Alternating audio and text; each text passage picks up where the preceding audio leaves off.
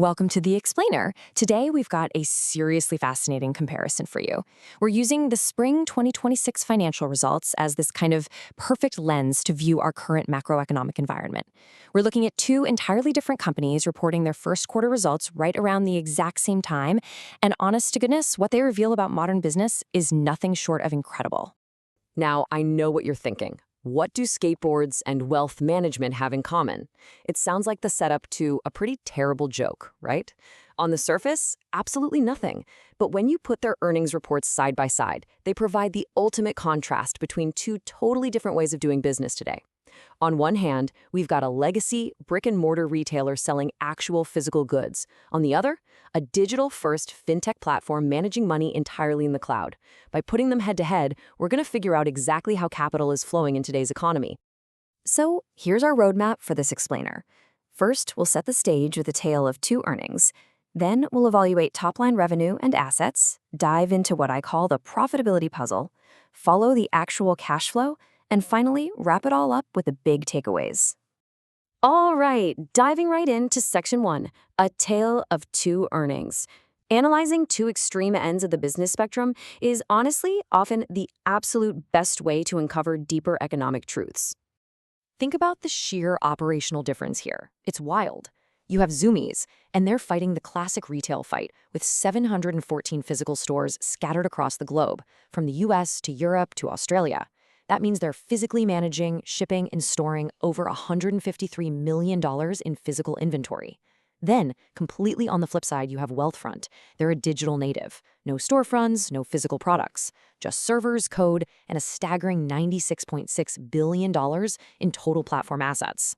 We're literally looking at a battle of atoms versus bytes. So, how are these vastly different models actually holding up? That brings us to Section 2. Top line and total assets. Let's look at their growth. Pulling straight from Wealthfront's fiscal first quarter results summary, the momentum in the digital space is just perfectly illustrated here. Their total revenue hit $90.5 million. That's a super solid 7% year-over-year growth. So despite a dynamic and, let's be real, sometimes pretty difficult macroeconomic environment, their top-line revenue is just steadily marching upward. But here's where you might actually be surprised. The physical retailer is far from dead.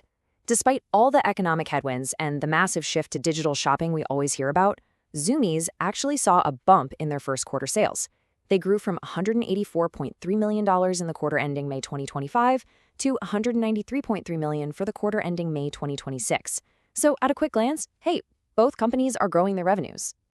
But wait, when we talk about scale, the digital model it operates in a completely different universe.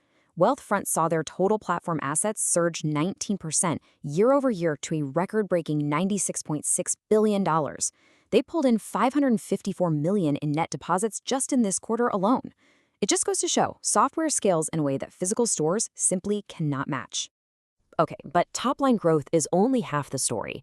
Moving to Section 3, the profitability puzzle. And honestly, this is the real plot twist of our explainer. Because despite growing revenues, both companies reported some rather concerning numbers when it came to net income, but for completely, totally different reasons. You've got to think of this like a giant iceberg. What you see above the water is this. Zoomies posted a net loss of roughly $13.3 million. Like real operating losses. Wealthfront, on the other hand, stayed profitable, but the net income plummeted 51% down to $12.8 million. If you just skim the headlines, you'd probably think both businesses were seriously struggling. But we really have to look below the surface here. Let's look below the waterline for Zoomies. Notice this massive weight holding them down. $148 million. That is the amount of long-term lease liabilities sitting right there on their balance sheet. That's the heavy, unavoidable fixed cost of maintaining 714 physical stores. Whether skateboards are flying off the shelves or just gathering dust in the back, rent is due. This heavy physical anchor is exactly what weighs down their profitability. Now, let's pivot to Wealthfront. Their net income dropped 51%. Right? Yet their CFO, Alan Emberman, is out there publicly stating, we delivered another strong quarter of adjusted free cash flow while continuing to invest. Wait a second. How on earth can you have a 51% drop in net income and still be popping champagne over strong cash flow? All right, let's translate a little bit of corporate jargon. Stock-based compensation, or SBC. This is a non-cash expense. basically paying employees with equity. Wealthfront's SBC jumped massively, from 1.9 million last year to a whopping 17.1 million this quarter. Why the huge spike? Because following their IPO, a bunch of employee stock awards were triggered. This makes their standard accounting net income look significantly lower on paper. But, and this is absolutely crucial, it doesn't actually mean cash is leaving the business. It's an accounting reality, absolutely not a business failure. Which leads us perfectly into Section 4. Follow the cash flow. If net income can be distorted by non-cash accounting rules like lease depreciation or stock compensation, the truest, purest measure of a business is the actual cash it generates. Putting their operating cash flow side by side provides honestly the starkest contrast between physical and digital models you will ever see. Zumiez had a net cash drain. They used $28.1 million in operating activities this quarter. Buying inventory, paying payroll, paying all those leases. Meanwhile, Wealthfront generated a positive $22.7 million in net cash from operating activities.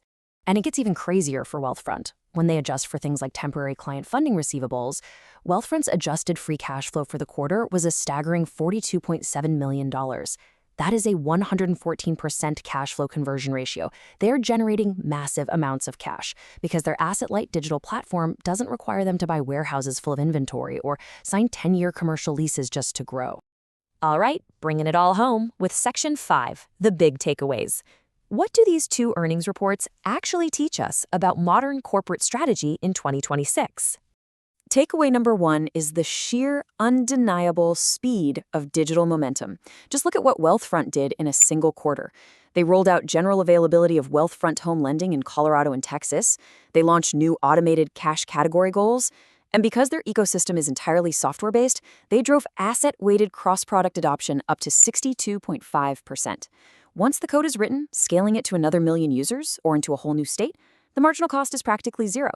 Takeaway number 2 is the very heavy reality of physical retail.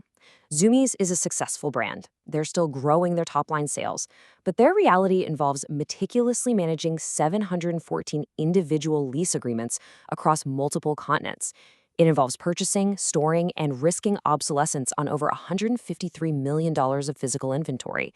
The fixed overhead is incredibly high, which is exactly why even a slight dip in margins instantly drains their cash flow. So I'm going to leave you with a question to really chew on.